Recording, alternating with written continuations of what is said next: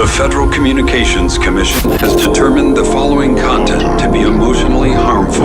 Funny things that you think's funny aren't funny.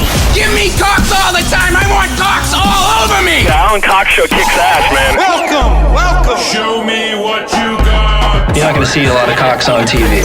Alan Cox from the Alan Cox Show. I don't know what it's about you, but I can't even stand your voice. You know when he's Mr. Tough Guy when he's standing behind the microphone. I think you're the biggest asshole alive. It's gonna be a great show. Let's kick it. I'll say kick it, and you'll just kick it with a tasty groove, okay? 1, 2, 3, kick it. Kick it. Come on. God damn it. Could you one time kick it? What the? Alan Cox. Here we go. He'll ad-lib. He'll be fine. It's the Alan Cox Show on 100.7 WMMS.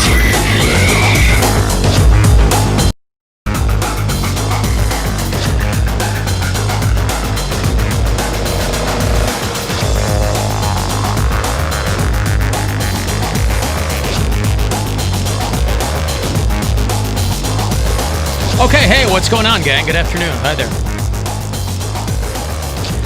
Hi there. Wheels up, as they say. Hey, my name is Alan Cox. Thank you for showing up.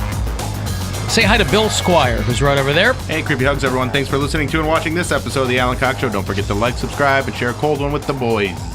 Hey, there's Mary Santora. Hi, guys. No babies. Poundcake is out today, so I'll be picking up the phone. So when you call us, hello, you'll get me on the other end. Lucky you for a Friday. Mm-hmm. No fumfering, no whatever. I pick you up and I go, what do you want? No frills when I see phone answerer. Got a straight line to the man. Sure, that's right. Sure. There have been many years throughout the course of my career that I didn't have someone screening the phones. Just me. What do you want? Yeah, how you doing? Yeah. Katie, bar the door. That's how I answer the phones. That's how I actually answer the phone in real life. So it's a little peek into behind the scenes. Somebody calls me on my phone. I go, hey, who's this? Hello? Hey. So try it out. 216-578-1007 or 800-348-1007, 35192. If you want to text me, if you are sorely missing the sound of Poundcake's voice, and let's be real, why wouldn't you? The Poundcake podcast is up for you at AlanCoxShow.com. We have 20 live shows remaining in the year, so let's make them mostly listenable ones, shall we? We'll see what we can do. As you might suspect, I got a lot of mail about yesterday's show. Over my idea about COVID and how we tell COVID people that it thing, makes your it was wiener all about smaller that. Yep. and less girth. It was all about that and the talking to your cat app. Mm. Yep. Hey! Nothing else. No mail and anything else. Good, then let's move on. Let's move on. Yeah, a lot of mail. If you missed yesterday's show, Bill and Mary had a little Donnybrook. People asking me if mom and dad are still together. As far as I know, mom and dad are still together. They were never apart. We got an annulment. Mom and dad were brother-sister. Like brother-sister. Ben points out that I predicted the whole thing. Alan, at the top of the show, you told Bill that nobody understood the power of humor to annoy people more than he. And that's precisely what happened. Foreshadowing. Busting your balls. Coxtradamus, you keep saying he's dead. Coxtradamus was buried in the sands of Jamaica, never to return. Alan, I have this same Mary v. Bill argument with my wife constantly in these scenarios at home. I'm Bill. Bill joked that Mary's about to be 31 and Francisco Lindor wouldn't be interested anymore, and Mary laughed. It's these reactions that lull us into a false sense of security, thinking we can continue to use this brand of humor, only to have it turned on us when it crosses a line in the sand. I understand Mary's point. One is an outrageous scenario, and the other is very real, and she wanted to enjoy the moment. But Bill also wasn't trying to be a jerk. He made her laugh earlier in the show with the Lindor joke, was trying to do it again. My point is, Mary, could you tell my wife Amber that I really didn't mean that her Thanksgiving-themed socks are hideous? I was just joking. Thanks, he said. Could be no goblin at your house. Yeah, that's right. A year without stuffing. Alan, please tell Mary to relax. That always helps. It's a comedy It show. usually and does. She's turning it into somebody made fun of me on the school bus. I'm not. It would be turning it into John somebody... in Mayfield thinks that you Yes. are. Well, it would be turning it into somebody made fun of me on the school bus if it were a random caller. I'm not going to... You sure? Thank you. Thank you, John. I'll take that to heart, and I will change my ways. That's right. Thank you. Everything you said is absolutely... Listen, all I would tell you is, if you really want to enjoy yesterday's show, at least those two segments, listen to them at half speed on the app, because to hear Mary and Bill go back and forth as though they were loaded and partly sad, partly angry, sounding drunk is really the best way to listen to that segment. If this were the first time you made me feel like this, joking or not, it wouldn't be a problem. I don't know what to say. Nobody shuts you down. Nobody makes you feel stupid about it. Nobody... It's like listening to old Mary, isn't it? It reminds you of being at 1,000 parties with people when you were still drinking, probably. No, it just sounds so much more ridiculous like that, where I'm like, oh, God, just stop. Takes it away from you. Feel free to.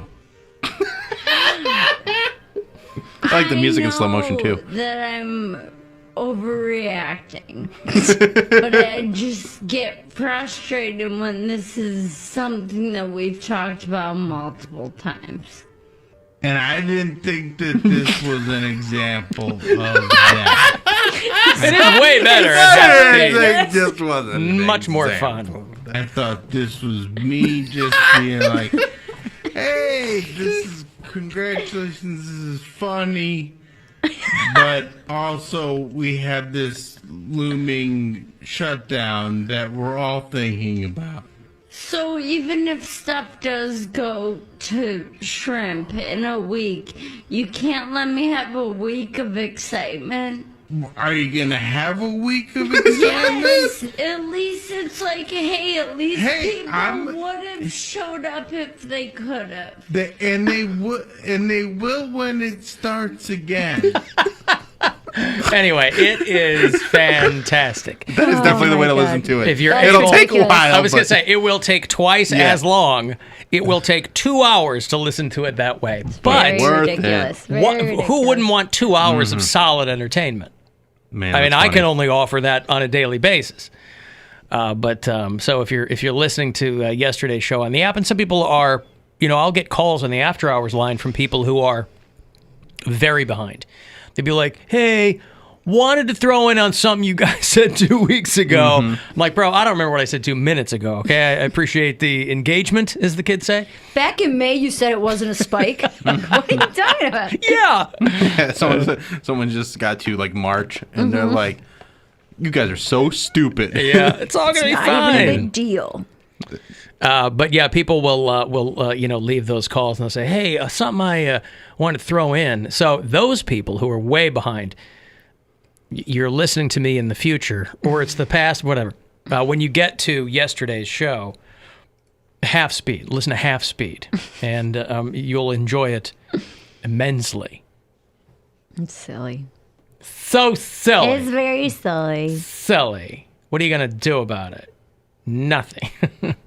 So anyway, there's all that, and, yesterday when we were taking the texts, people like to choose sides. I'm sure both of you got plenty of messages last night as well. People love to choose sides. Yeah. People are engaged in this show, and so they feel compelled to, I'm sure every message you got was one of support. Every single one. No one told me to kill myself. No one told me to quit my job. Right. No one said I ruined all of radio. But that one caught me let's off guard. point this And by out. the way, I have been trying to do that for 25 years, and Mary swoops in, Cries and a little bit. ruins radio. Let's point this out. Those people that returned their tickets, whether they were trolling or not, it doesn't matter because Mary sold it out again. Oh! Hey! As long as it does it. No, I'm just kidding. No, thank you guys. I appreciate it. I feel like now he's overcompensating. I know what he's doing. Okay, That's I okay. see. All right. It's the gesture. I appreciate the gesture. I cannot win. The pendulum goes one way and it comes back the other. Yeah. Well, someone tried Such to is life. bait me into something on like a post that you made, and I'm just like, all I say is congratulations now. Yeah. When it's a good thing, Congratulations. I clap, I'm happy, no jokes. It's just a meme photo of you with a thumbs up, and it says congratulations. That's it. That's what you send to people. Just put my face on Leonardo DiCaprio's body in The Great Gatsby holding the glass up. There you go. A lot of people took umbrage with me crying on air. That was their big, why are you crying? You're a comedian. Stop crying. You're not a child. And I just would like to announce the start of my podcast, Mary Santora, The Crying Hour, soon on the iHeartRadio app. Congratulations. Thank you. Congratulations. We raise a glass.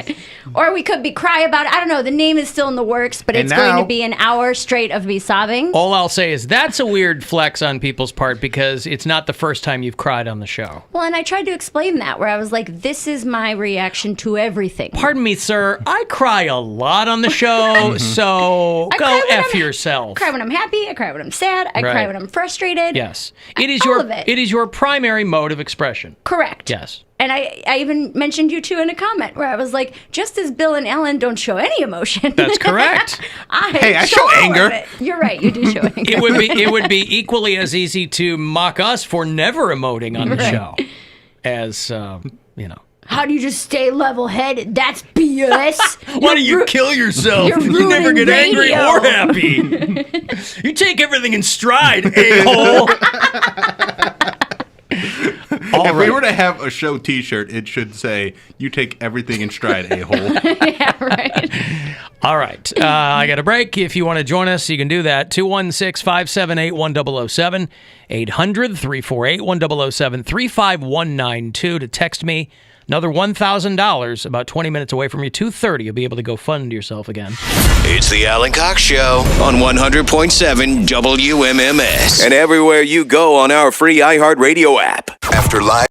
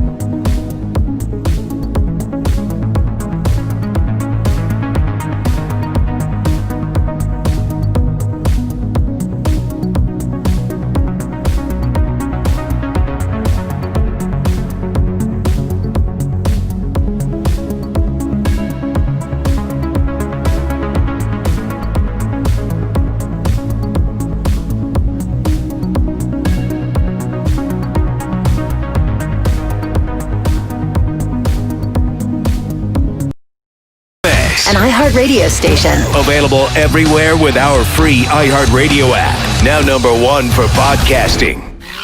iHeartRadio is the #1 choice for music, radio, and podcasts, all in one. No one makes it easier to hear everything you love in one free app. The stations, the podcasts, the playlists that I love. Some of the biggest names in music, they make their own. Post Malone, Black Keys, Zach Brown Band, DJ Khaled, Camila Cabello. It's perfect. They really know what they're doing with the playlist. If you're not one of the tens of millions who have the app, download iHeartRadio for free today and start listening. iHeartRadio. The Alan Cox Show is back. Hi, we're back. Ask Alexa. Ask Google Home. Hell, you can even ask Alan. I could probably get you some information over here. Whatever smart device you have, just tell it to play The Alan Cox Show on iHeartRadio.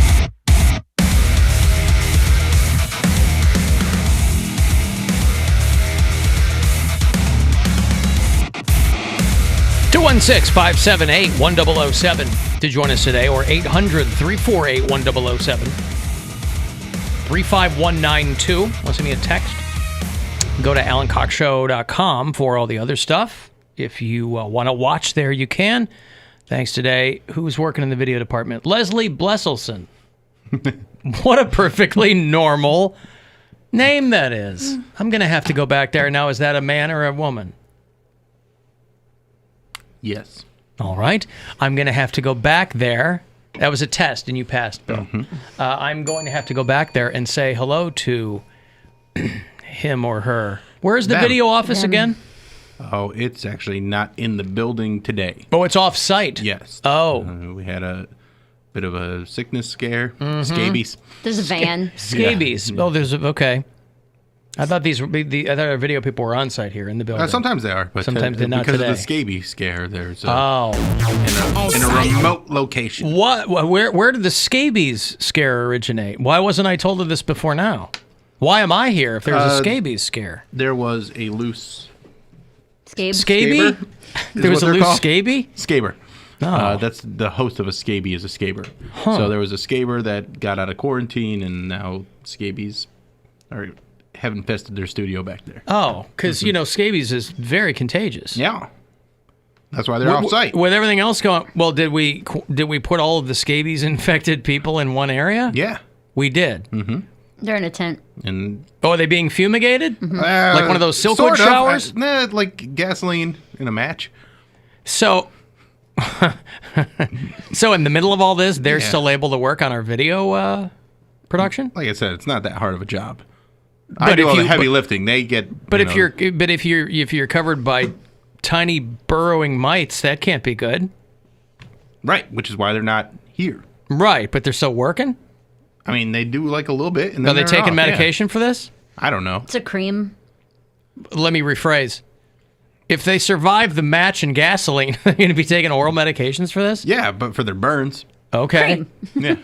For their burns cream. An ointment. Uh-huh. Was Hello? it a sob? Hi, guys. Hey, there's Poundcake. Hi, buddy. Afternoon, white people. What's going on? Not much. So yeah, just basically just wanted to update you guys. Just out of an abundance of caution, I'm home. But yeah, somebody at my morning job tested positive, but I checked in with my supervisor to make sure everything, should I be worried? And he said, based on his knowledge, I don't interact with anybody remotely close to that person. Yeah, So I told Poundcake to stay home when he texted us about this because, it's a weird thing now with offices because if people are in their offices, it kind of runs, wanting to inform your employees, I assume, somewhat runs afoul of HIPAA laws. So on the one hand, they can't be like, hey, Jim's got the Rona. They can't do that, but people want to know if it's someone that they interacted with.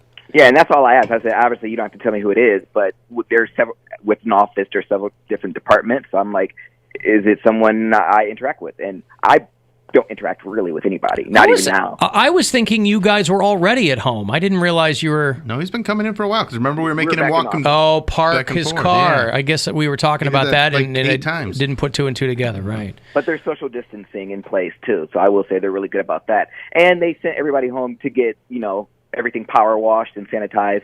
So I mean, just power washing some computers. Wait, so they're gonna power wash you, or you're talking about the office? The office. Oh, okay. I have a very effective treatment for it. If you want to burn the Rona off of you, Poundcake. Do what we're doing in our video department for the scabies. Let me know. Burn the Rona off? Mm-hmm. Okay. All right. Well, then take Bill up on that if you want to burn the Rona off. So they're there's a bunch of waivers you have to sign first. Oh. Yeah. All right. It's a very dangerous procedure. Yeah, okay. I'll have you talk to my lawyer. I'm not signing anything. His lawyer, his counsel, NDA right. guy over Abundance of caution. Mhm. AOC. Yeah, okay. Yeah, All right, so well. I think probably peace of mind. I'll probably go get tested. But I mean, if someone tested positive this morning, I don't know if I would even experience symptoms or anything like that for a couple of days anyway. So I don't even know if I would get a positive test. But I mean, I assume it's just for peace of mind. Yeah, just go for the fun of it. They jam that thing up your nose. You just had one a couple of weeks ago, didn't you? It tickles. Yeah, it was like 2 months. Yeah, God, 2 has it months. really been 2 months ago? Yeah, well, there you go. Yeah, it was back in like August, right? Well, but your boss told you, too, that he didn't think you had any interaction with this person, right? Yeah, I know. It's mainly for you guys because I know my black ass to show up there like, I'm good, I'm free. And then if somebody gets sick, everyone's going to blame Blackie. Why does it matter that he's black? No. What? He throws that in like a grenade, and I don't know what it has to do with anything. That he's. I don't know. I just don't want to ruin my affirmative action. What affirmative action are you talking about? It's mostly negative action around here with you. All right, so can you imagine if, like, his boss sent out an email, said, to whom it may concern, we have a black person in our office who's been spreading... Blackie. Blackie. Yeah. Well, that's Poundcake. His boss is professional. He would say a black person, an African-American. A person of color. Person of color. A POC as opposed to a POS in our office has been spreading some nonsense. All right, well, let us know what happens. I will. I'll see if I can't go get one of those rapid tests so I can know real quick. Rabbit test? Rapid. All right, good. All right, well, keep us in the loop, will you? I will. I'll give you guys the 411. All right, thanks, pal. All right, there's Poundcake. Yeah, I'm answering the phones today. So that's why I picked him up. By the way, I bought a power washer over the weekend. Nice. Those things are addictive. You will power wash everything you have. That was the Doesn't matter. You just go. It is the best. That was the one job I liked doing for my dad. So power washing. We'd have to power wash the brick afterwards because it'd get hazy, especially if you're working on it like in the rain or something like that. So one time this over here, that's I think it's Wasabi now, but it was Damon's. My dad worked on that. He did all brickwork on that, and I got to power wash the whole thing, and it was fun. I've been watching. Satisfying. It's the best. It used to be the plates for ribs. Yes. Now it's wasabi sushi. The power washing videos on like time lapses of people power washing houses and Awesome. stuff. I'll watch them for just my go God. down that rabbit hole, or like the just driveways. We're like, oh, you didn't know concrete could get that dirty. Yeah. I mean, if you're working for one of those power wash companies, it'd be so fun. It might not be fun to be a roofer. Summertime, it's hot as nuts, and you're up there, you know, I mean, maybe even if you're a painter, you're up on ladders, who knows? I'm sure there's some ladders involved with power washing homes or whatever. But man, that would be fun. Just looks so cool. Oh. We do like patios and stuff like that. We did this giant patio, and I had to do the whole thing, just power washing it. And I just took my time because I didn't want to do any other work. Relaxing. So I just took my time, just like watch it change colors as it goes from like that grimy, and it just all comes off and looks so nice. And you were able to say to everyone, the reason it's taking me so long is because I'm so diligent. Thorough. I'm thorough. No, my dad knew exactly what I was doing. He's Oh, like, you he want to knew? pick up the pace? I know you don't want to do other work, but we got other things we can do. Yeah. I would have had this done twice as fast as you. I'm like, well, I just want to make sure everything's power washed correctly. This is not an hourly gig, son. It was an hourly gig. Oh, that's why. He knew what you were doing. I was getting paid hourly. He I wasn't. see. Right. $1,000 here for you. You can buy your own power washer if you need to, and have a little bit left over, too. You can go fund yourself right now. Good luck. Hey, it's Rover. Go fund yourself. Time for your shot at $1,000 now. Text the nationwide keyword BILLS to the number 200-200. You'll get a text confirming entry plus iHeartRadio info. Standard data and message rates apply in this nationwide contest. That's BILLS to 200-200. Good luck and go fund yourself from 100.7 WMMS. Alan, pressure washing as a job actually sucks because your neck kills from looking down all the time. Oh. Well, I'll tell you what. That's why I had to really work on my. Forget it. I got nothing. My neck, when I look down on, it hurts. That's right. When I look down on people, it. Yeah, I bought an electric pressure washer. It's fantastic. Electric tools, things, they've come a long way.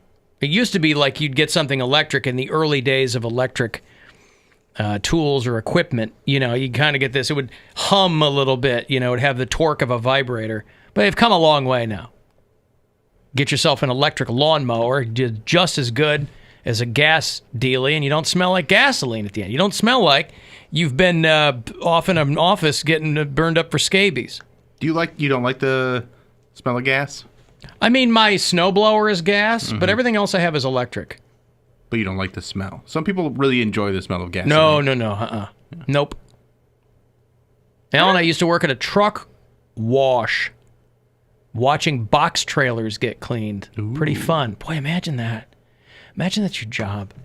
And I know that these are jobs that people do. I have no... Hey, you could do it if you wanted to. Follow your dreams. Yeah. Be a power washer. I have no information on that whatsoever. But those are the kind of the things that are important jobs that you don't necessarily think about. You got siding on your house? Yes. Have you power washed that yet? Nope. Ooh. I got to worry about the leaves first. All right. More leaves? Then we'll do... Oh, yeah. I told the story. My front lawn is all leaves. I didn't know if you... No, I'm here all... What am I? I'm at work all the time. I got to wait till the weekend. That's a Saturday. Saturday. Tomorrow I'll do it. That's your leaf day, huh? Well, I got a blower and a sucker. So what I'll do is I'll blow some and I'll suck some. And then the sucker turns it into mulch. Ooh. Okay. Right? Yeah. So it's up to me. What are you going to mulch? Huh? What are you going to mulch? I got things I can mulch. You're never at a loss for reasons to mulch. A pepper bed or... A what? Pepper bed? I'm not going to... They got a pepper bar! I'm not going to mulch a pepper bed. Who has the loose stool that caused the scabies scare? Boy, that's a real good question. Who's got a loose stool around here? Anyone? No. You know what? I'd have to... I think HIPAA doesn't allow us It precludes us from discussing it? From discussing I guess I didn't realize loose stool. I guess I didn't realize that loose stool was a symptom of scabies. I didn't either. I don't know that much about scabies other than gasoline will It's get 'em. mites, yeah. Yeah, gasoline will get them. Yeah. I thought they were like a pirate thing. Like That's- pirates had scabies. That's scurvy. Yeah. Because they didn't have enough vitamin C. Got it. Yeah. Which brings me to my food news. Just in time for Thanksgiving. How do you pronounce the word Pecan? This has been a topic of some discussion among etymologists and English speakers and all kinds of stuff. How do you pronounce the word Pecan?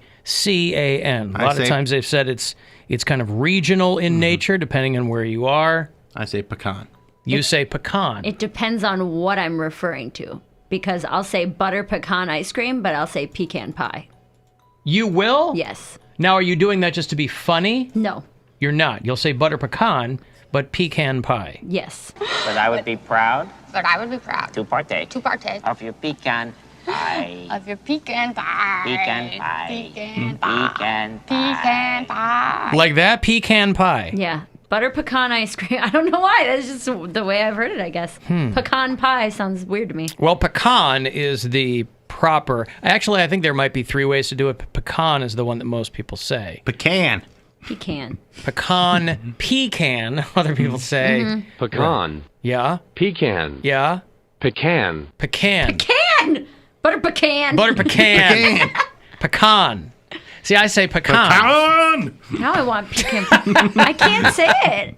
I don't know. Pecan pie. I want to Pecan say pie. pecan pie. Pecan pie. Yeah, but because I think that sounds like, I'm going to have me some pecan pie. Maybe that's what it is. It's Right. folksy. Yeah. Yes. But, yeah. Now, I guess the question is, Like a country song. who the hell is still eating pecan pie? It is good. When's the last It time is you not. had some, though? And I like pecans. Now, I was... Pecans. Pecans. 2 years ago, I was down doing a run through the South, and we were staying with a comedian's older sister, and she's like born and raised in Alabama and all that stuff. They have different dads, yada, yada, yada. But she made pecan pie that was like unbelievable, like I had never had before. So I feel like if you get it made the right way, maybe. Yeah, you got a good one. My grandma used to make it. So good. I like pie, and I like pecans. Don't like pecan pie. You do want to say You pecan wanna say- pie. it's I do want to say pecan pie. pecan pie. Sounds weird. I want to say Yeah. pecan Pecan pie. pie. But butter pecan ice cream. Yeah. Well, I don't eat that either. That's good When stuff. else would you eat pecans? By the fistful? Yeah. Just as a nut. Oh, you do? I love nuts. So, yeah, pecans, almonds, all kinds of almonds. Cashews. Yeah. Well, no, I remember when we were in Dublin, and I was talking to somebody, one of the girls that was showing us around, or was a junket, so you always have a native who's part of the promo team.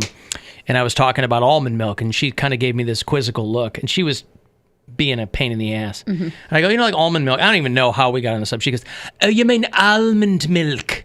I'm like, shut up. How did she? I don't hear a difference. I said almond, and she said, oh, you mean almond milk? Almond. She was being very Irish. And I'm like, okay, well, across the pond, lady, we say almond, all right? What do you want from me? Right. Kick you right in the pecan. I mean, when we go to Florida for spring break, we haven't gone in a while, but when we would go last few years down in Florida for spring break or whatever, every 10 feet, there's one of those boiled peanut stands. They're so gross. And Have I you go, eaten them? I'm going to try this because I've heard a lot about them. My dad's from the deep South, right? I'd heard a lot about them, and they're so prevalent that I'm like, I've got to try these. They are awful. Trash. Terrible. Disgusting. I'm like, how can it be? I mean, listen, people, in the immortal words of rock and roll inductees Depeche Mode, people are people, so why should it be? That taste buds can be so different, whatever. I know that there are regional things, but for as popular as boiled peanuts seem to be down there, it's not like you don't have access to other foods. Awful. I was in Asheville, North Carolina, the first time I had them, and everyone, like you said, raving and ranting. And a buddy of mine that I was staying with from Ohio was like, honestly, I don't get it, but people get real pissed if you don't try them. Like, if they find out you're not from there, like, you got to try that. I'm like, all right. I didn't realize that it was a literal description. I was like, oh, they're being folksy. Surely they're not just boiling peanuts. That's all it is. Yeah. You're like, Jesus, what? I don't think I've ever actually had one. You guys have heard They're of not peanut good. butter, right? Yeah. I mean, It's a weird texture thing, and it's just... They're soft, right? Yeah. Yes. Oof. It's like... Give me a soft nut. These nuts are too hard. I want a nice soft one. Yeah, it's almost like real crunchy peanut butter. Like, Oh, God. Yeah, it's super gross. Also, if you're looking for something effed up to maybe add to the Thanksgiving spread, Walmart is selling a kit that will let you make a Twinkie the size of a loaf of bread. So if That's that... fun. That's great. I actually That's kinda like wanna your do that. thing. Go get the giant Twinkie kit. That's a big Twinkie. That's right. I've got to take a break. If you want to get a text to me, 35192, AlanCoxShow.com. You can watch there, listen anywhere you like on the iHeartRadio app. It's the Alan Cox Show on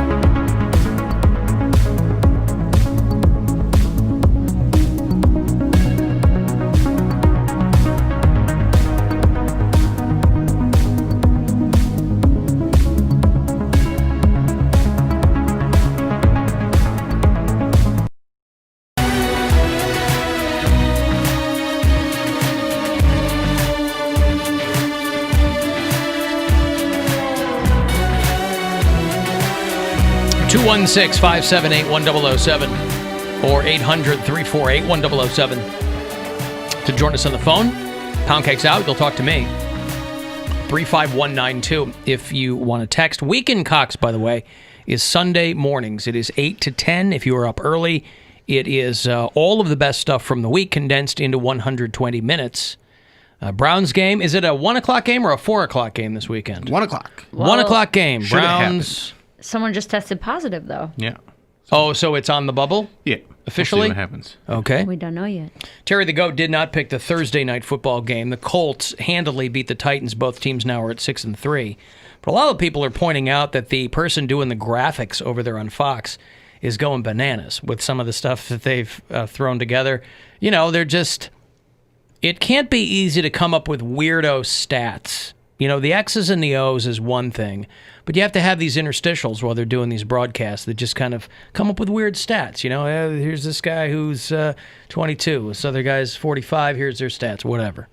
And they had one graphic that had Patrick Mahomes, Aaron Rodgers, and Phillip Rivers, and at the bottom it said, number of children. Did you see that one? No, number of that's funny. children. It had Pat Mahomes, 0, Aaron Rodgers, 0, Phillip Rivers, 13. Right? He has 9 children. 9 kids. Right. Damn. He used to be with the Chargers. Now he's with the Colts. And then how many Super Bowl titles? 0. 0. 0. But Mahomes and Aaron Rodgers have 1. That's right. So maybe if this guy had pulled out more often and spent more time at practice. So I don't know if he's a Mormon or something, or I don't know what Phillip Rivers' background is. Maybe he just really likes to keep his wife pregnant. Mm-hmm. But he's not. Leave it in Lutheran. He's not an old guy. He's 40. Is he really? I didn't think he was. Probably 38 or 39. He's 38 years old. Yeah. Okay, so he has 9 kids at 38. Wow. Probably married his high school sweetheart. Mm-hmm. That whole thing. So Terry the Goat also did not pick the Browns game for Sunday. She did give us 10 picks for Week 10, but did not pick last night or the Browns game on Sunday. You talk about weird stats. I always like it when they tie in something like that where they're like, Phillip Rivers is the first quarterback with over 5 children from the state of Indiana to play in the second Eastern. Like, they just go way out. Like, he's the only one who's ever done that. And you're like, yeah, okay, man. I mean, if you make a big enough stat sandwich, you can come up with anything to do, you know. This guy's from Alabama, and he is under 6'5", and he's got more yards rushing than other guys from southern states between 5'11" and 6'6". He probably leads the league in most kids from the same mom. Yeah, I guess, right? Leads the league, yeah. Well, that's why when I heard about the graphic, somebody had sent it to me, but I was like, oh, okay, so they're comparing him to 2 guys, because you can pull some guys from the National Football League that are going to make 9 kids look like nothing. They're going to be like, look at this guy. 9? You want me to be impressed by that? Single digits? Pardon me. Okay, rookie. Yeah, you noob. I think I can do better than that. When you got someone like Antonio Cromartie, who's got like... He's got a lot of kids. He's got like 9 or 10 kids from like 3 or 4 different women. And he's not even playing anymore, is he? 2, 3, 5. Isn't he retired? I think he is. Yeah, he's got 10 kids. Because it's not like it's one thing if you're in a line of work where you can keep playing well into your life. 14 children. 14 children. Whoa. There you go. 14 children. It's one thing if you were in a line of work that you could continue to do well into your life. Football, I mean, you're an old man by the time you hit your mid-30s. Mm-hmm. So I don't know why you'd have so many kids. You're like, man, I'm going to have no way to, like, pay for these kids. And, you know, I don't know. 14. He has to pay $336,000 per year to support 8 of his 14 kids. Jeez. Are the other ones older or something? Or I think they're... Live with him? So he still has to support them, too. But plus, $330,000. I guarantee you're going to spend a lot of time in court trying to get things moved around. Like, Your Honor, I can't support these kids. And the guy's like, I don't care. You had them. Right. Take care of them. Browns announced they were going to reopen the practice facility at 3 o'clock today and practice. Okay. Alan, plot twist. Did Terry the Goat know that the Browns might not play? Oh. That is I don't know. I like to keep our relationship professional, so I've never met Terry the goat. I mean, she's out in Pennsylvania. Right. So, no, I don't know what she was or wasn't thinking. So maybe part of it, she can predict football games, but she can also predict illnesses? I don't know. Is that what we're saying? Bleach once for yes or twice for no. Oh, no, is what Terry says. She can only predict illnesses within football games. Like, she couldn't just be running around the farm like, Todd's going to get it, you know? Todd's going to get it. Todd's going to get it. Todd's going to give it to you. Todd the cow is going to get sick. How does Todd the cow feel about that? Moo. Right. Not good. thrilled. Sounds ill already. Sounds sick. That could be another one of those stats. Yeah. That the GOAT can only predict illnesses in quarterbacks who are between 6 feet tall and 6'2". A narrower, yeah. She's done it. She's 100%. She's done it 1 for 1. She gets it right every single time. Every single time. Tiffany Rivers is his wife, and they have 9 children. How does she They're look? from Alabama. I mean, they probably went to high school together or something, right? I don't know. I know nothing about it. I don't either. And the more I learn, the less I want to know, quite frankly. You're out there, and listen, he's out there earning a living. He's taking care of his family. The wife probably wanted to be pregnant all the time. Now, did they name all their kids after actual rivers? Yes, they have a child named 3. Because he was really hoping to play in Pittsburgh at some point. Right. From what I'm seeing here, it's like they got a kid named Gunner. Gunner Rivers? I mean, everybody, a lot of these people, anyone between the ages of 29 and 36, you're going to have a kid named Gunner. A lot of family pictures where they're all wearing camo. There you go. Or white. Yeah. Because it's more angelic. Gunner, Grace, Anna, Claire, Caroline, Rebecca. No raging. No raging. No Ohio. No Monongahela. Now that's a flex. This is my son, Monongahela Rivers. Nope. Rio Grande. I was watching.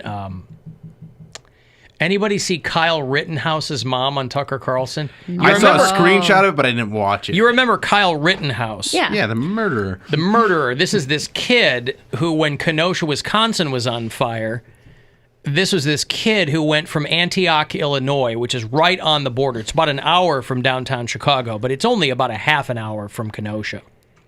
So he grabs a gun and gets in the car, and the story is that he's up there and shot some people in self-defense. It's nonsense.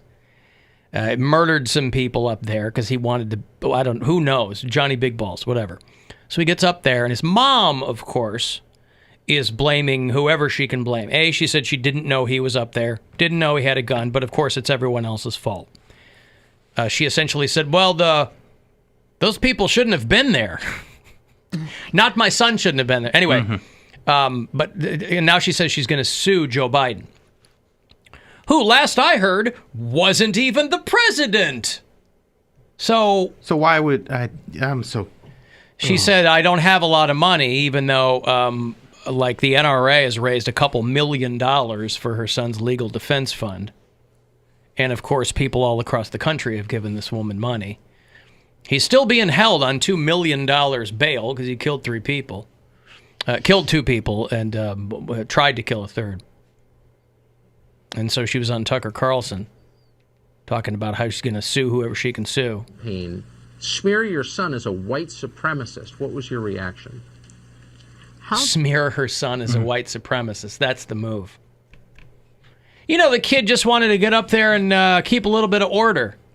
He was a half an hour away and was like, I think I got something I can add to that, and it's going to be nothing but good vibes. More guns always calms people down. More guns. The more the merrier.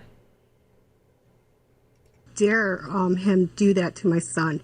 That's my son that he did that to. And I'm not going to back down from him. And he is not a white supremacist. He's not a racist. He's my son, and I know him.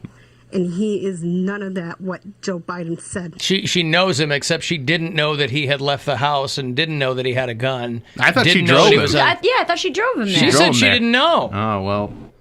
They better get those stories straight before they go to court, because there was stories and reports that she was the one that drove him there. No, she said she didn't even know that he was at the rally in the first place. No one should have been there. The protesters shouldn't have been there. So her thing is, well, nothing should happen. Nothing should have happened. He's one of these 17-year-old wannabes, and so he traveled across state lines with a gun that his mom didn't know he had. That he owned illegally. Correct? Yeah, I just read that the kid who sold it to him is getting locked up, too. Ooh. So there's no, as far as I know, and we looked today, but I don't think there's any evidence at all that that's true. I don't think there's, online evidence or video evidence showing your son endorsing extremist racial positions. Is there? No, there isn't. Kyle, he's a caring young man. He went to Kenosha to help people. And what Joe Biden did and showed my son's picture. It's like a character out of one of those Christopher Guest movies. He went to help people. Their heads were too heavy. He relieved them of some brain matter. His image and labeled him as a white supremacist. I will take him down. Well, he's not the only one. I mean, the people around Biden have casually attacked very many people with that label, Yes. which is a very serious thing to call someone, as you know, in this country. The FBI will investigate you for it, so it's not a small thing at all. Why do you think he did that? Because to win the election. Okay. So, she's going to sue Joe Biden because her kid killed a couple of people. Now, to a certain degree, though, do you get where she's coming from because she doesn't want to believe that kind of stuff about her son? Where that's her baby, that's her boy, she'll say and convince herself of anything to not come to terms with what he did. Listen, I don't know that the kid's a white supremacist, but he killed two people. But I mean, as a mother, she's just trying to, grasping at straws, like, I didn't raise somebody like that, Sure. That's the only thing I can come up with, I guess. But there are a lot of those people who, like the parents of a school shooter. Right. Or the parents of a mass shooter, they're like, oh my God, we still love our son, we can't. They don't go, those people shouldn't have been in front of his gun. Yeah.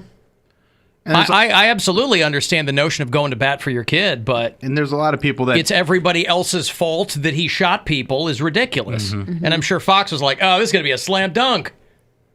I think there's a lot of people, too, that they like to play the whole I'm not racist card, and then they throw that but in there. And, Look, he might not be, but the fact is he killed two people. Yeah. He took a gun across state lines that he shouldn't have had. That's why he's in jail, not because of the color of the people. The fact that the protests were going on for Black Lives Matter, that's another thing. Maybe he clearly wanted to get up there and mix it up with people. Oh, just in case the cops don't have it under control, I'll go up and help out. Nobody was asking him to do that, so... I don't know what he thinks about black people, but he killed two people. And so now the mom's like, oh, I didn't know he was there. Now, you're not going to know where your kid is all the time. Kid's 17, Yeah. Even that, I get it. You're not going to know. But when you start blaming other people and going, I'm going to sue the guy who's going to be president. Right. So could she even come up with enough money to do that? She's been getting money from gun nuts all around the country. Right, but to take someone of that stature to court and actually be able to sustain it for that long, that's got to be... I don't know. You can sue anybody. Yeah, but to keep it going. Oh, I don't know. You can start a lawsuit, and then when you run out of money, your lawyer's going to be like, hey, I'm not doing anything else. Well, you have no money. Well, You know that's what why I mean? companies will bleed people dry in court. Yeah, they'll be like, just wait it out. Yeah, wait it out. Mm-hmm. Yeah. Guns! How dare him do that to my son? Anyway, clearly the woman was probably also terrified to be on television. Do you think she has any platform to stand on with him being a minor, that they shared his pictures and things like that, or that's all out the gate when you kill somebody? Well, he put himself in that. I mean, I'm sure there are certain protections when you are a minor, but if you put yourself in that situation, you're going to be prosecuted to some extent. Hello. Hello. Hi, who's this? Is this the Alan Cox Show? Yes. Who's this? You're on the air. Tom. Tom, what's up? Hey, I'm just calling to let you know you are spreading disinformation. How so? That kid did not carry that gun across state lines. And that kid also, yes, he did kill 2 people, but in self-defense. Have you seen the video? Yeah, I didn't see any self-defense. I saw him shooting at other people and somebody trying to tackle him to stop him, and he shot them. So if you're making the case that he was shooting that person in self-defense. No, the crowd behind him was shooting in the air behind him. He had no way of knowing. But he was firing forward. He was shooting forward in front of him. How is that self-defense? When they were trying to take the firearm away from him, when a crowd is chasing you, tackling you to the ground. He wasn't but he wasn't firing behind himself. He was firing in front. He was running away from the crowd. He was tackled Mm-hmm. by someone in that crowd. Mm-hmm. That person tried to take the gun from him, and he fired in self-defense. What's he supposed to do? Let him take the gun and hope he doesn't kill him? Well, he had already shot 2 people when they tried to take the gun. That's why they tried to take the gun from him. No. Yeah. No, you need to go back and look at this video. I've watched it 100 times. I've watched the thing. I'll tell you what, the night that it happened, I sat there and I went frame by frame on the video, and I was eating popcorn. I remember it vividly. I was eating popcorn, and I remember the first bag that I made, I had burned it, and I was like, damn it. So I paused the video, went back upstairs, and put another bag in the microwave, and I hit the popcorn button, then went back downstairs. I started watching it a little bit more. I was like, oh, man, look at that. And then I heard the thing buzz. So I run back upstairs. Wouldn't you know it, that second bag of popcorn burned. I go, is there something going on here? I hit the popcorn button. Maybe I got to time it out. So I take that out, throw it away. I give myself a third bag, and I go, well, you know what? I don't trust that popcorn button, so I'm going to set it for a particular time, I think is what I'm going to do. So I do that, run back downstairs. How is any of this relevant? How is any of this relevant to the discussion? Now you know how I feel, Tom. Thank you. So I go back downstairs. Tom, it took him a while to figure out what I was doing. And I went back downstairs, and I go, oh, man, look at... And then I hear the thing ding again. I go back upstairs. Finally, my popcorn was done. Sure, it had a couple of those unpopped kernels at the bottom, but at least I'd gotten what I wanted. And by then, wouldn't you know it, didn't want popcorn anymore. Interesting how that happens. Didn't even want it. And you try walking through a house trying to foist popcorn on people. Nobody wants that. Really? Yeah. Maybe in your house, but my dog likes popcorn. I like dog? popcorn. Yeah. Bill.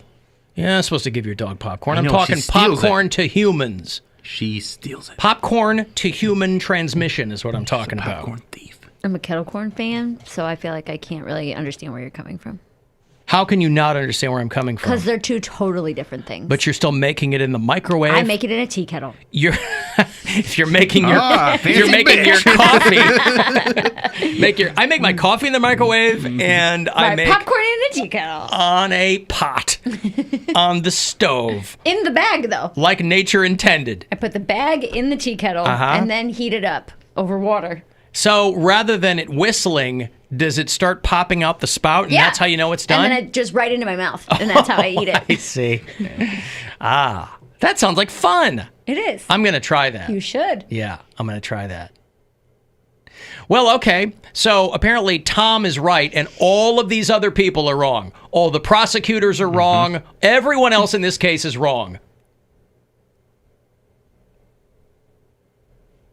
But we'll see what happens. His mom's got plenty of money from people who have donated it to her for his legal defense fund. Absolutely nothing wrong, apparently, to a lot of people, that a kid drives 30, 40 minutes to another city to help out, shoots a couple people, whatever. I'm not sure why she hasn't used some of that money to spring him, though. Maybe it's not enough. $2 million. Has she? She's got a couple $1 million in defense fund donations. Maybe there's like a weird rule where you can't use it for other than its intended purpose. I have no idea. Well, that's what I mean. Takes a while to transfer it. I don't know. Yeah. Waiting on that transfer to excuse clear. me, when will this be in my account? Ma'am, I've told you, all right? 5 to 10 business days. It's a larger sum than usual, Yes. so we got to hold it for a couple days. An amount of that much, ma'am, 5 to 10 business days, all right? Surely nothing can be that pressing. Well, I mean, my son's in jail. Well, I'm sorry, man. That's He's how not we do going things. anywhere, is he? He can wait.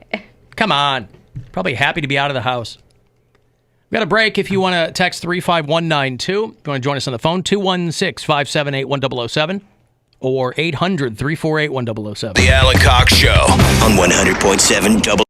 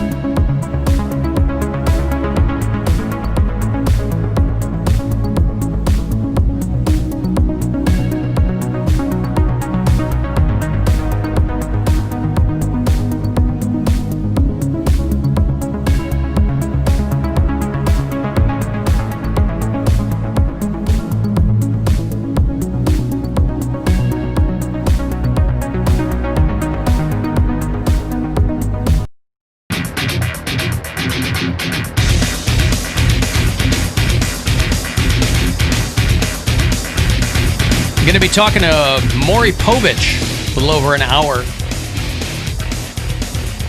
He's been doing what he does for a long time. He's got a movie that he's executive produced called Recon, just in time for Veterans Day. Dropped on Wednesday, I think. World War II film. So I'll chat with him about that around 4:30, right after you got a shot to go fund yourself there.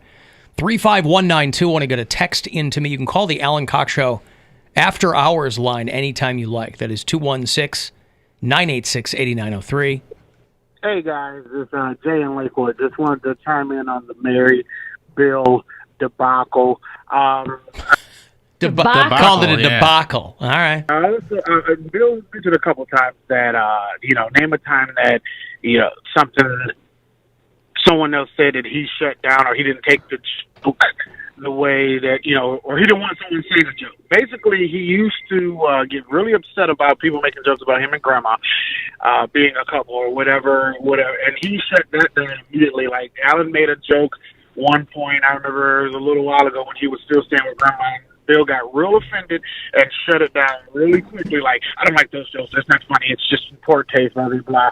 And they were all jokes. So when Bill got offended by something, he shut it down. Mary saying she's offended, and she wants you to stop doing something, I think you should follow suit. Although it was all jokes, some jokes people take more seriously. And that was an example for you, Bill. Thanks, guys. Love you, Poundcake. I think what he's trying to say is that, Mary, you should move in with Grandma. Maybe. It's a great place. It is a nice place. It's got a nice place. Yeah. Well, there you go. I don't remember the instance he was talking about, but apparently I made a comment about Grandma and you didn't like it. Yeah, I just thought it was disrespectful to her. She could do better. She could do better? Yeah. Oh. Well, there you go. I just didn't want that to become a thing where people were, and it already was a thing because people were making those jokes already, but I didn't want to just like when people would say my grandmother was a slut. Yeah, I started that, and then you shut that down, and then we stopped it. But that's like one joke. This is like it's a whole thing. I'm sorry. We made the joke. It was dumb. It's over. I apologized. That's that. I don't know what else to do. That's all right. But I did also have my shows that were at Hilarities earlier this year where I told Mary to make fun of me. You told her at the shows? No, I told her, like, as I would promote it on the air. Here? To make fun of me, yes. You told her, hey, when I talk about my shows, make fun of... I go, hey, I'm the headlining. co-headlining thing. And she go, co-headlining. Yeah. Yeah. We just had different styles. Right, but that's a show that you were both on. I mean, to the caller's point, you expressed being hurt or upset by something, and then everyone stopped doing it. I think the point he's making is that I expressed being hurt or upset about something, and you didn't stop. You dug your heels in. But we fixed it yesterday. We talked about it. But that's a good point. Did you guys have, walk me through the post show? Did you guys have dinner? Did you feed each other strawberries and whipped cream? No, we just threw the whipped cream at each other until we felt better. Well, that sounds a lot less fun. I went to Hilarities. No, he had a show. That's right. Yeah. Yeah, we talked during the last break of the show. That's what it was. So we just kind of I'll spare it away. Talked it out. Until the next time. Which I hope there's not. Until the next next time. I don't want there to be a next time. You just said... on you. And that's a joke. That's a joke. See, she's laughing at that one. It's up to you to make there a next time or not. I don't want there to be a next time. I know.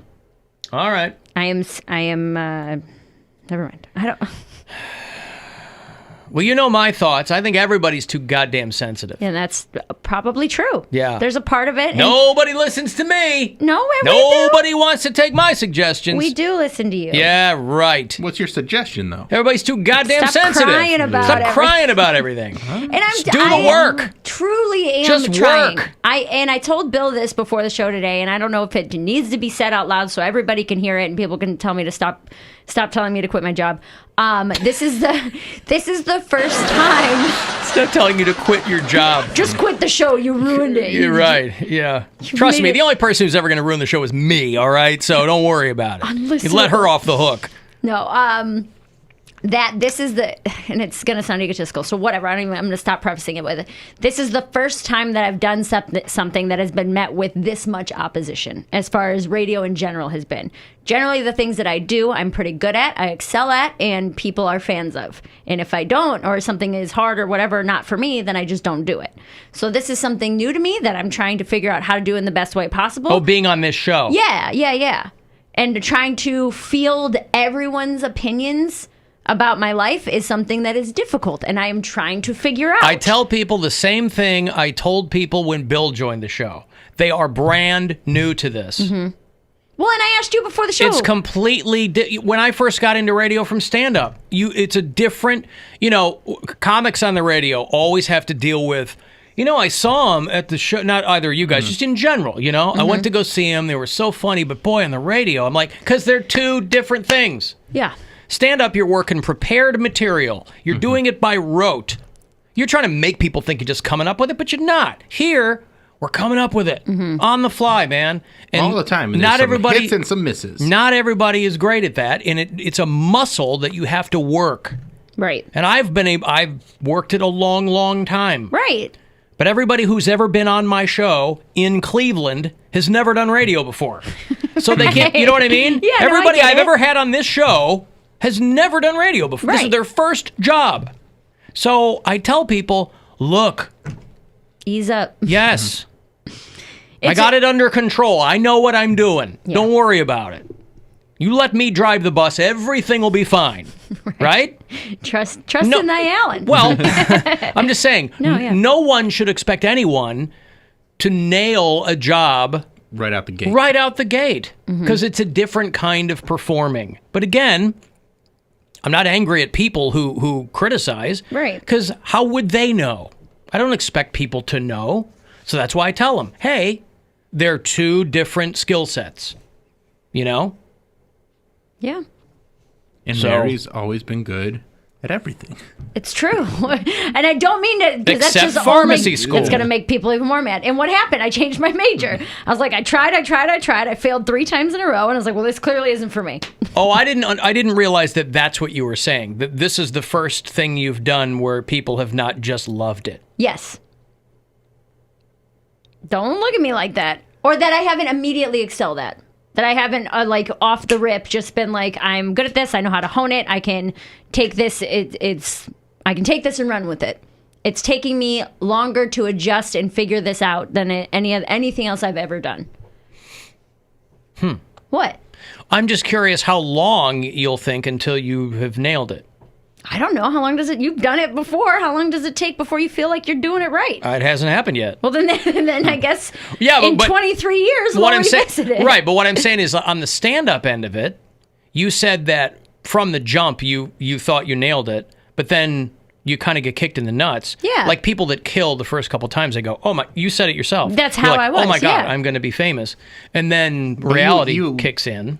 Yeah, and you bomb and you figure it out and you adjust and figure out how to do it. Right. But you had plenty of times where you're like, I'm done doing stand-up, where you were like, so I don't think this is that. No. The difference is that bombing in open mics, no one cares. And no one's telling you, never do stand-up again, you're terrible, you're a disgrace. Whereas on this, when I'm still learning and my emotions get the best of me and I cry, and people are like, you're a disgrace, never do radio again, quit your job. People are so mean. But also, it's not like people have never heard someone like cry on the radio. I don't understand. That to me seems less about the situation and more about they just really want to needle you. Or people are uncomfortable with crying. Like crying makes them uncomfortable. That was the only thing I could come to. I don't know. Or they just really don't like me. And that is the part where I don't think it's that. I don't think it's that. I think that people like the people who they like them in a certain way. You know what I mean? Mm-hmm. I always say this. I like to remind myself that sometimes your audience will tell you something about you that maybe you hadn't considered, you know? You can't always just be like, well, that's not me. That's not what I do. Right. Because sometimes people go, well, have you constructive criticism? You know what I mean? Right, and I'm very open to that. That's not what you're talking about, of course. No. But there's some people who just want to needle you. Yeah. I guess. And because your primary emotion. My primary way of emoting is crying. It upsets people, and they think that crying is a childish act and that I need to grow up and I need to get thicker skin. How are you ever going to make it if things make you cry? And I'm like, everything in life that's just how I react to things. It's not because I'm immature. But also, it wasn't him. I think that's an unfair thing to level at you, because it's not like Bill told you you're not funny. Mm-hmm. That would be like attacking your primary function. You know what I mean? Right. And he's someone you know. I tell you all the time, who cares what the morons think? I don't even know if they're morons, but they're strangers. Yes. I don't know them. They don't know me. They know what I tell them. You know what I mean? Mm-hmm. You're not going to. A stranger's not going to ruin my day. And I tell you that all the time. Right. Bill, you know. Right. I get why. That's why you were kind of bent out of shape. Right. But it also wasn't like he was like, you're not good, you're never going to be good, that kind of thing. You know what I mean? That I could see would make somebody cry, because you'd be like, this is what I'm trying to point my life to. Mm-hmm. And yes, there are situations where I'm overly sensitive, and I said that yesterday, and still people are like, go to therapy. I'm like, I get it, man. Everybody's got advice. Everybody's got great advice. Therapy is great, though. And I would if I could afford it. I don't have health insurance, and I lost my income to stand up. I mean, what do you... No, I didn't say go do it right now, but No, like I when know. you can. Bill's offering to pay for your therapy. Pay for my therapy. Move in with grandma, save some money, you can afford therapy. There you go. Yeah. Therapy is just paying somebody to listen to you complain. Which is why I'm starting the Mary Santora Crying Hour. Hey, you can listen to me complain. Yeah, congratulations. Look at that. 2 times in a row. Just congratulations. No jokes. You can make jokes about a fake podcast, Bill. That's okay. I'm not taking any goddamn chances.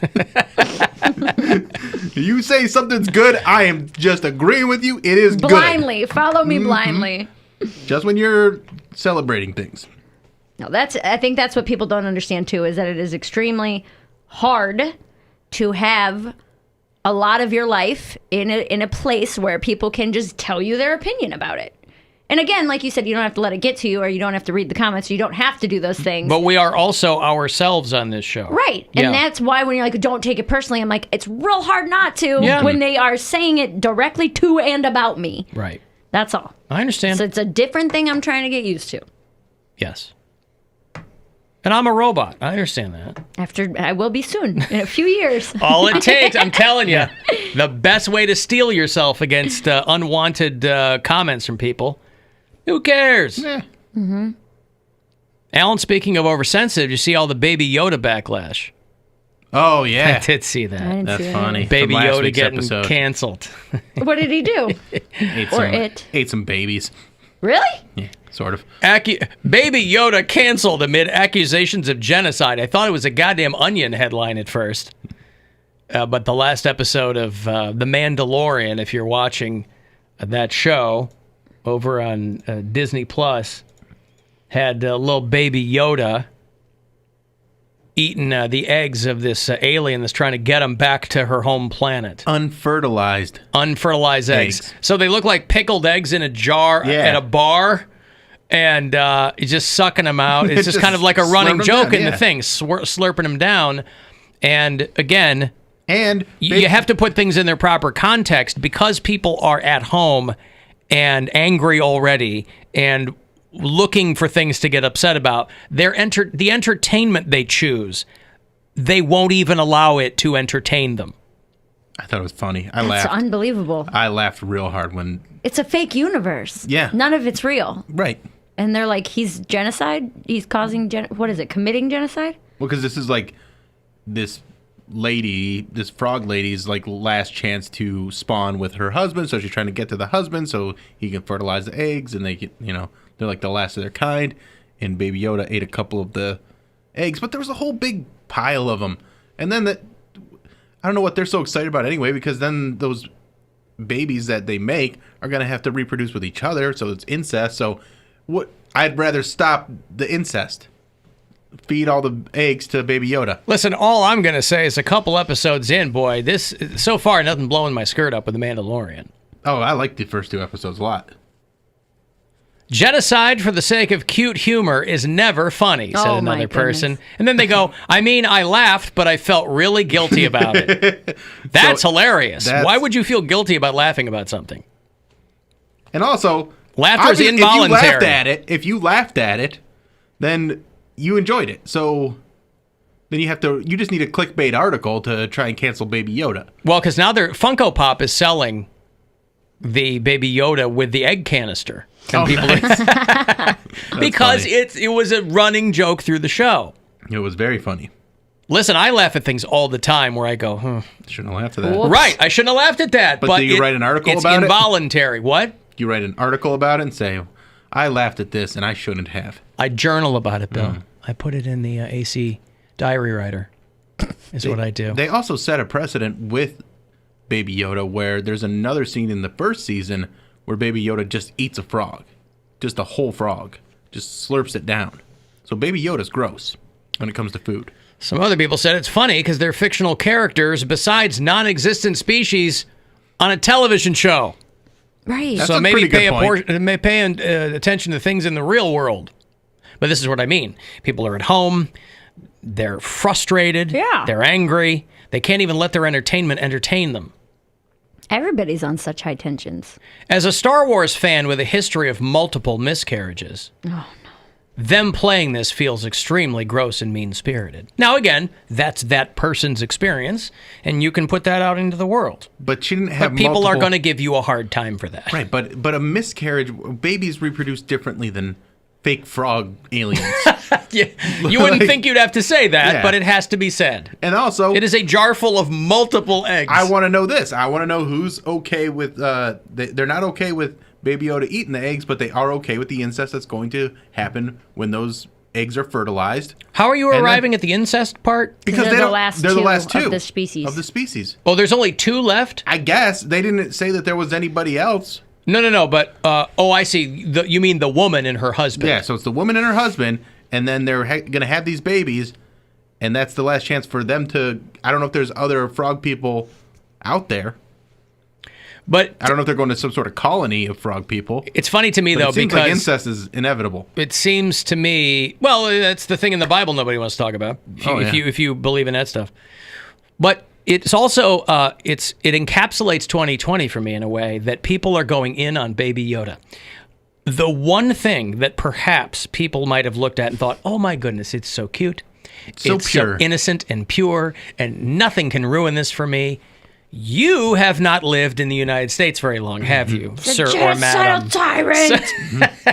Baby Yoda. Because he wears a scarf, it's okay. Or what does he wear? A dress? Like a robe. A dress. Burlap looking robe. Yeah. Potato sack. That's why I guarantee that there was some forethought in creating this character in saying, well, we don't know if it's a boy or a girl. Because then you would have had people going, well, why is it? Yeah. He represents the patriarchy, and those eggs are women's rights. Yeah. Oh, man. And then the writer, the producer. And if you watch it, you will laugh, by the way. It's very funny. Yeah. I giggled a lot. Baby Yoda is losing its charm, somebody said. It's an extinction in all caps. Oh boy. So yes, obviously, there are some people who take things very seriously. And I'll tell you who the real victims are. The real victims here are the friends of those people in real life.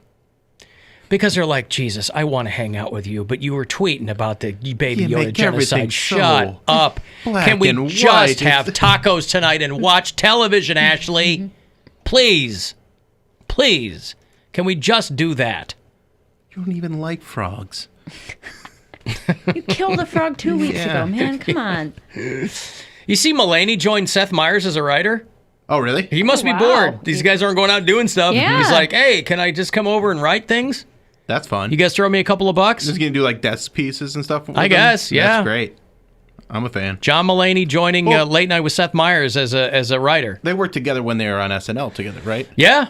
So, that makes sense. Alex Bays is his head writer, who's a really funny follow on Twitter. If you don't know who he is, he's great.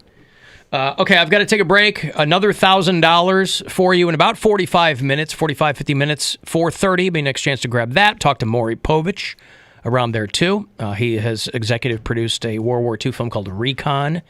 That is available to stream. And if you want to text in here in the break, do that 35192, and we'll be back. The Alan Cox Show.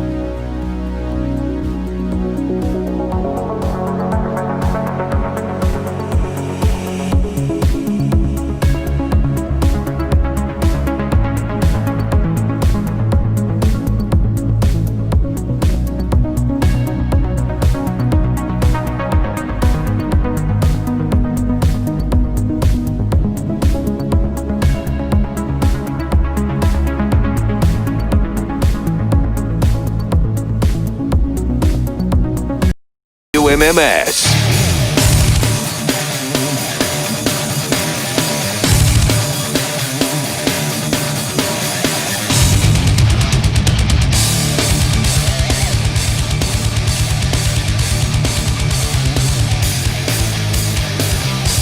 Two 216-578-1007 to join us live.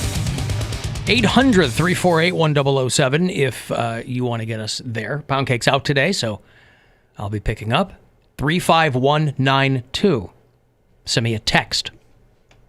And AlanCoxShow.com if you want to watch. Why does it sound weird all of a sudden? Does it sound weird in your heads? I don't think so.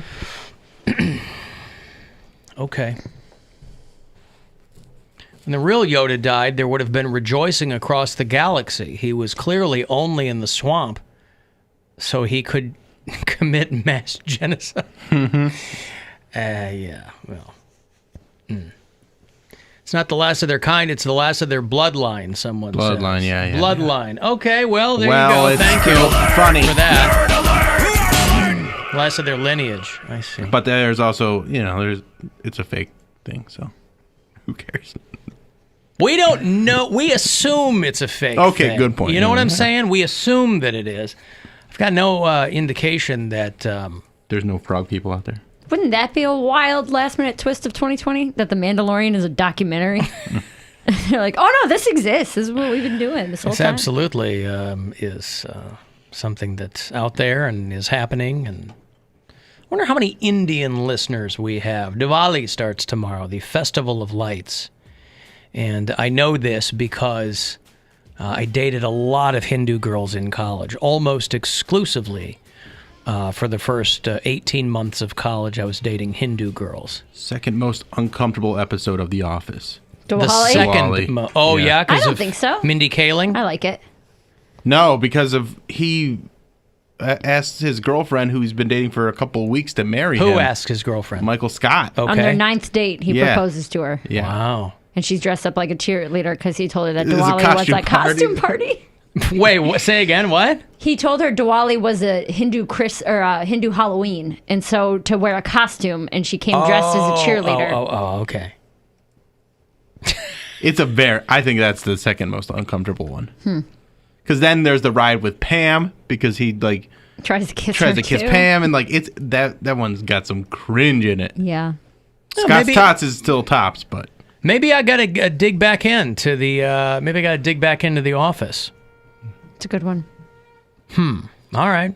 He does, you can probably find it on YouTube. Michael Scott does an Adam Sandler parody of Dwali, the song, the festival. Oh, God, what's the Hanukkah? The Festival of Lights, yeah, the Hanukkah song. The Hanukkah song, but he does the Dwali song. I see. Yes. Well, it begins tomorrow. Usually it's about 5 days. And I remember, it's a lovely, lovely holiday. I mean, it's just aesthetically speaking. I was looking at some of the pictures, and it's one of those things where I think next year, when the pandemic is over, or 2022, whatever, I think I'm going to celebrate every single holiday from around the world. And why not? Because, let's just do it. You would be doing something every day. Okay. Is that the plan? I mean, if you really dug celebrate in. every day. Yeah. Every day is a holiday. For ministry, every day was Halloween. For you, every day is a holiday. And frankly, why not? That's what we deserve after all this. Is it? I'm not quite sure what we deserve anymore. I'm not a big one on deserve. I don't really believe too heavily in that, but I also realize that it's a thing, and I'm curious as to what we legitimately deserve anymore. I don't know. But if you are one of our Indian listeners, happy Diwali. It starts tomorrow.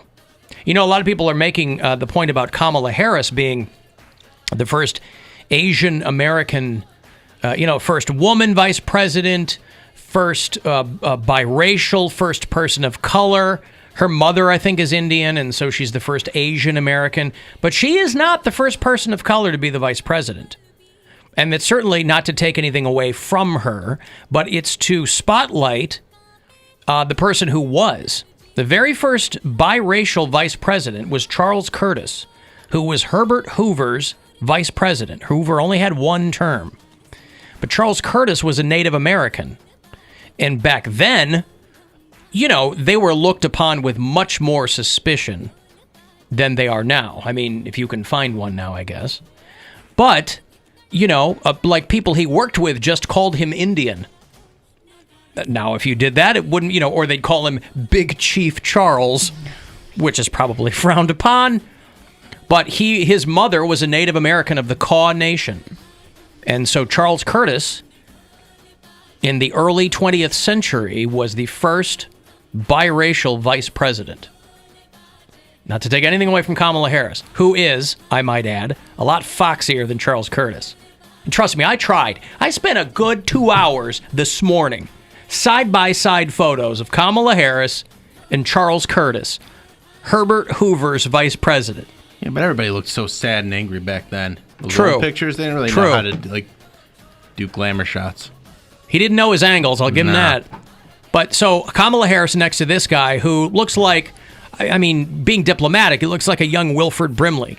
And I sat there and I was like, I really wanted to give it a good go. There's somebody that's into that. You had to do pros and cons for both. I did. Hair. Mental goes to list. Kamala, There is a photo going around social media of Joe Biden and Kamala Harris, individual photos side by side, but high school photos, or college maybe, obviously when they're much younger. And Joe Biden, not a bad-looking guy.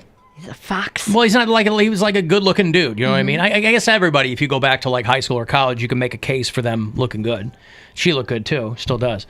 We were talking about her husband, by the way, earlier in the week, and he's an entertainment lawyer. He's quitting his stuff. That's what I said. To celebrate and to. But here's my thing, and I said this guy's got it made. He's going to be running around the Veep's house while she's out doing stuff. I think this is his way of leaning into that.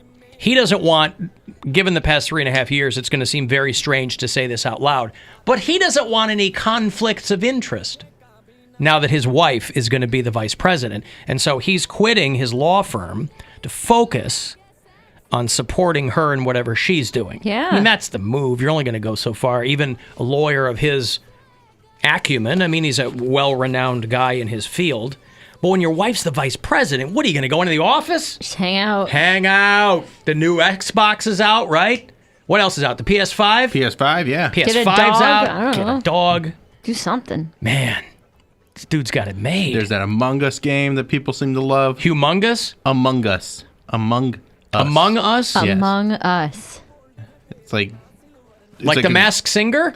It's like everybody goes in, you're on a spaceship with all these other people, and you got to figure out who the alien is that's eating everybody. Whoa. Oh, it's not about the Hmong ethnic group. No, it's not about them. No, it's not Among Us. It's not Among Us. It's Among Us. I see. It's a real figure it out. Mm-hmm. Is that what it is? Among Us. Is that like one of those Fallout games, like post-apocalyptic? No, it's like kind of cute looking, actually. Oh. It looks... It's just this game that's real popular on iOS and stuff. Can I play it on my phone? Yes, it's a phone game, yeah. I read that the guy who created... do you ever play... oh, God, what's the game called now? Farmville. No. It was something Kingdom. God, what was that Kingdom game? Hearts? No. It's not even coming to me. Not Kingdom Hearts. It's like a puzzle game, but it doesn't take long to play. Candy Crush. I'm completely whiffing on the name of it. 4 Dots. No. It's a phone game? Yeah.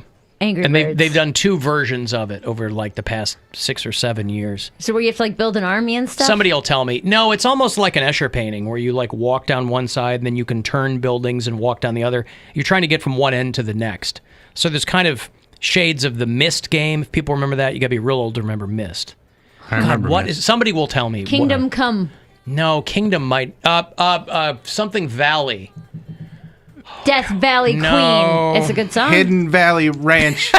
No, it was Peaks and Valleys. Monument Valley is what I'm thinking of. It's very Never heard of fun. it. It's called Monument Valley, and there have been 2 of them. And I was just reading that the guy who created that is coming out with a new game, so I'm very excited for that. Because all I do is play when I'm on my phone. The only time I ever play a game is Words with Friends, which I enjoy, but I understand it's really dull. And I'm always trying to. I want people to think of me, Bill, as an exciting person. Right? Why? I've got a persona. that I've built. Yeah, it's not exciting. It's very exciting, except in different ways. And the older I get... Explain the different ways. Bill, do you get excited when you think about power washing? No. Okay. I mean, it's fine. Do. And It's when you go to my YouTube sometimes. channel, Alan Excitement Power Washing, you'll see it for yourself. But I am looking for just like a fun game, because I did the whole Angry Birds thing when that was a thing. Man, I got deep into Angry Birds. Yeah, I need some. I mean, I spent some money. I'm like, ooh, man. I saw my receipts for that. I was like, ooh. Oh, you spent money in the game. Yeah, I see. I got a little too deep, and because you're just not thinking about it. You just want to keep playing. How much did you spend, do you think? Not crazy, but it was like $30. What? You're like, that's not a lot of money. But it's when you think about, you're like, I spent $30 playing this game. I shouldn't have spent that much money. But how does that break down? Like, as a coin, you've spent $30 over what period of time? Like a month or so. That doesn't. I thought you meant like $200. I know, but it's like, on. I don't want to spend that on a game. I want a Yeah. game that I can play and not spend money. Because then if you keep playing, then you're gonna $30 a month is a lot for a game. Okay, but I can play Among Us on my phone. Alan, you're thinking Yes. of Tragic Kingdom by No Doubt. That's what I was thinking of. I'm sorry, Gwen Stefani. Don't speak. Right. Among Us is like, it's. I tried playing it. I didn't really get it, but it's like you have to play with other people. Okay. Well, I don't want to do that. But like, you don't really need to know who they are. They'll put you in a room with them. There's always people online playing it. Some probably are bots, but then some are actual people. Here's the problem. Here's my quandary. We could all play it together. If I'm going to play a game we could do that. If I'm going to play a game with other people, it's not that I don't want to know who they are. I do want to know who they are, but that's why I don't want to play with other people, because I don't have time to get to know who these other people are, and I want to. Yeah. I don't want to just, you know what I mean? So it's a weird thing. It's like, well, I don't want to. I like the iPhone games where it's just like the little arcade games like pool and beer pong and stuff like that. I'll play those with my kids. I forgot that I was paying for the arcade, and I'm never in there. So I'm like, why am I paying for this? The Apple Arcade. Not paying for that. Yeah. Well, no, I'm not talking about the arcade ones, because there's ones that the arcade is something you pay for. I'm talking about just like the regular iPhone games that are free. That are in games? Yeah. Oh, okay. It's just like you pull up the messages and then you like go. You mean like Roblox? I'm talking about like pool. You play pool on your phone? We got a pool table here at work. Yeah, but I'm not. Is that always where you're at work. working out your games? You Listen, like work honestly, out your skills on the phone? You pay attention to the angles. Stickers, touch. Oh man, okay. Hotels.com. Well, I'm gonna. I play hotels.com all That's why the I'm like time. looking up all my options. Dude, I powered up to a king Game suite pigeon. with a park view. It was unbelievable. Balcony or no balcony? No balcony. I haven't gotten there yet. Alan. I don't have enough green gems for That's that. the achievement unlock that you're I going know. for, man. Quit going for the Hotels.com. rubies. Go for the emeralds. That's and a then get good. That is a good tip. Get that balcony, Hotels.com man. is so fun. Because I used to play kayak, and now I play hotels.com. You have that? No, What I you have just to sent download that from the App Store. Well, download it. I don't want to. Why not? Why don't you want to? Because I don't. Don't you want to be cool? Don't you want everybody to like you? Don't you want to be yeah, cool? Sure. I play euchre on my phone, and I play a word jumble game. Those are the only two games on my phone. So you and I are equally boring in our Yeah. games, is what you're saying. I play a card game. Euchre and word jumble. That game I will play for hours, and it's if you do the timed one, you only have 2 minutes to find all the words. And Okay. I played Mario Among Us Run is for a while. Mario Run. Somebody says Among Us is similar to Clue. Okay. You have to figure out who amongst your friends you're playing against is the killer. There's a killer? Yeah, there's a killer. That's not a fun, cute game. You said it was like a fun, cute game. There's Like a killer. the way it looks is cute. Oh, but there's a killer among us. Yes. I see. So it's like digital Yeah. Agatha Christie. You gotta figure it out. told you to figure I feel it like out. it's almost like The Thing as a game. The Thing. Oh, the movie The Thing. Yes. Where they had to find a thing, Mm-hmm. and it would turn into other the things. Yeah. But this one doesn't turn into other things. There's just all these different astronauts or whatever in different color spacesuits. So there are no shapeshifters. Yeah. And then every once in a while it'll eat one of them. You gotta figure out who's eating everybody or whatever. I need a good shapeshifter. I don't know if I could commit to a shapeshifterless game, but There are no shapeshifters in Hotel.com. you don't. That's know how. that. Oh, I haven't gotten to that level yet. Ah. Where you get the king suite with the balcony, it turns into No, this isn't a turns level. into a studio with a handicapped bathroom access. It's not a level up. This is like you on this episode or this level. You have to run out of gas in the middle of nowhere, and you got to find a place to stay where you build your own hotel. Ah. You accidentally build it on an Indian burial ground, and somebody didn't move the headstones. I see. Okay. It's a mess. And then there's shapeshifters and poltergeists. Oh, the whole bit. I like that a lot. Okay. You son of a bitch, you moved the cemetery, but you left the bodies, didn't you? You son of a bitch, you left the bodies and you only moved the headstones! You only moved the headstones! Why? Why? Has there ever been a poltergeist documentary? I bet that would be a very fun movie to see how they made it. Because like that scene, it was just stage lights flashing in their faces and, just to kind of see out of frame. I think it would have been very entertaining to watch. And then, wasn't there like a lot of weird stuff going on in the third one that killed the little girl? The little girl died. The teenage daughter from the first one died because her boyfriend killed her. In the movie or in real life? In real life. The girl's name was Dominique. Coincidence, huh? Dominique Dunn, and her dad was Dominic Dunn, who was a very famous author. He wrote for Vanity Fair. He wrote books. And Dominique Dunn played their teenage daughter in Poltergeist 1, and in real life, her boyfriend killed her.